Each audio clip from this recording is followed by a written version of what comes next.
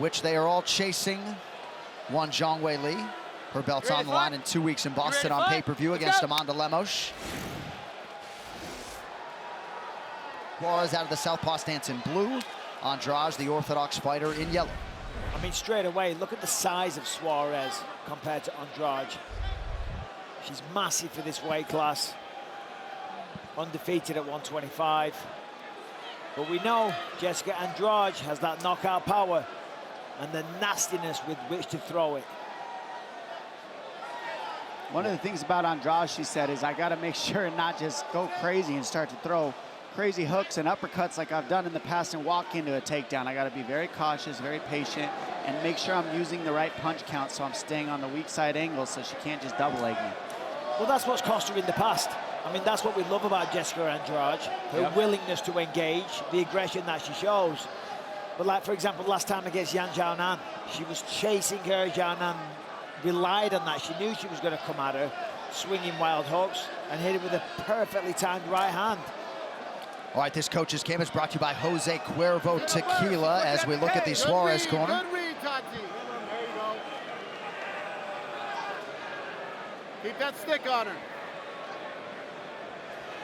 The experience that Andrade has, though, the people she shared the octagon with, Claudia Gadelha, Joanna Jędrzejczyk, Rose Namajunas, I mean, the list goes on. It's a who's who of women's mixed martial arts. Nate Pettit, Raman Aram, and Bellator interim champ Patchy Mix. Chief in the corner for Tatiana Suarez. Andrade already showed patience right there in that last transition. She just stayed away. She's not engaging on overhooks and underhooks. She's just trying to keep her arms away from Suarez, and that's really going to help. That's a nice inside low kick for Andrade. And as you said, Dom, definitely taking the time. Definitely more composed and a little being patient. And she's circling to the weak side, which is that lead right-hand side of Suarez. She's circling that weak side. It helps with the takedown offense, or excuse me, takedown defense. Oh, there's the hook. There's a nice entry. Low single. And she's gonna get it. Steps over that back leg. Yes, it. Beautiful. Straight to side mount. And that's the difference. I mean, that wasn't a particularly clean entry, but she's still got the skill to finish it and put Andrade firmly on her back. Now this, of course, Andrade is no stranger to Brazilian Jiu-Jitsu. She's Brazilian, for crying out loud. She's a former world champion. She's surrounded by it for many years. But Tatiana Suarez is the next level. I mean, the downward pressure, the control that she has, and just the effectiveness with which she works. I mean, it just jumps off the page. She's trying to slide that right knee over to take the mount, perhaps. She's wrapping up the neck as well. She's looking for that anaconda here. She doesn't get it. She stays on the front headlock. We'll see her drag her back down to the mat. They're probably going to snap her down in just a second. Soften her up with some knees.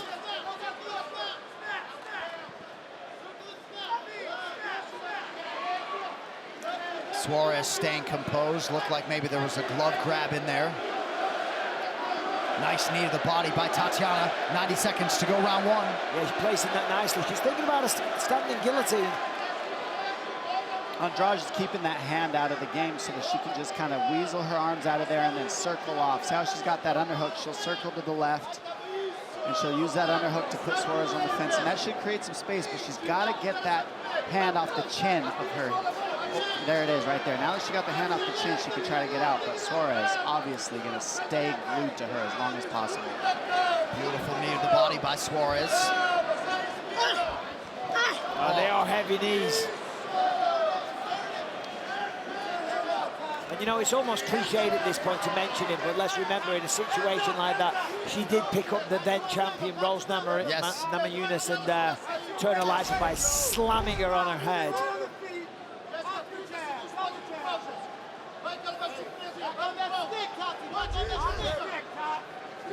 But Andrade's doing well. She was taken down. She was, you know, in a precarious position. She's defending well, firing back, landing some shots. Yeah, pretty good combination by the former champ. Suarez counters to the body. Yeah. Andrade's coming alive.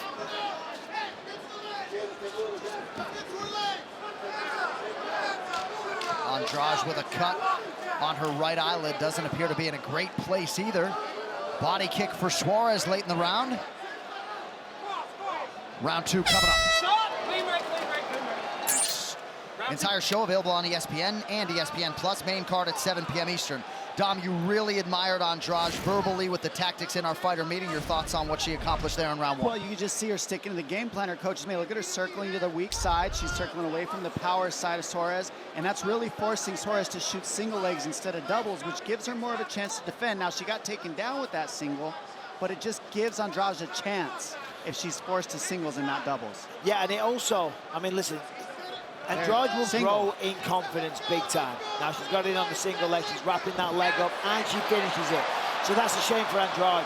I was going to say she got taken down, she got back to her feet, because there's always that anxiety facing a wrestler the caliber of Suarez, right? You don't want to let it go.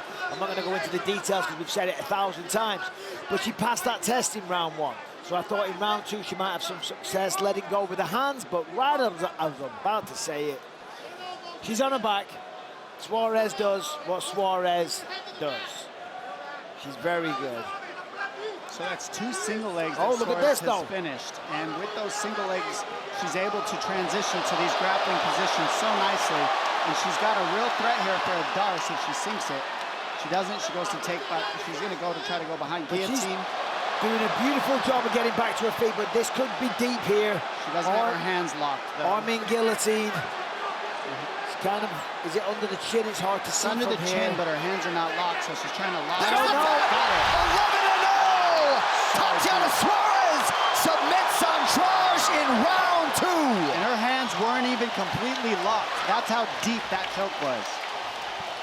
Another one bites the dust, courtesy of Tatiana Suarez, who may just find herself in a championship setting in the not-too-distant future. How about it? And that was with somebody using the right tactics with good takedown defense, and she walked right through, 2 for 2 on her takedowns, transitioned straight to a choke, first guillotine attempt, gets it, sinks it in, and doesn't even have her hands completely locked. Let's take a look at this finish. The hands are not locked, but she's got the guillotine here. She's waiting. She drags her down right there.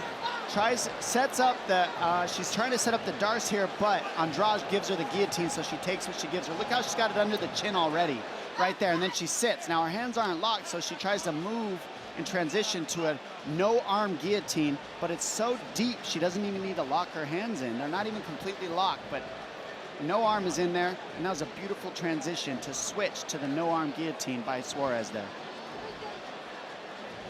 And Tatiana Suarez was just wrapped with her jiu-jitsu black belt, so we congratulate her on that new accomplishment. Ladies and gentlemen, referee Kevin McDonald has called a stop to this contest at 1 minute, 31 seconds of round number 2. Declaring the winner by submission due to a guillotine choke and still undefeated, Tatiana Suarez.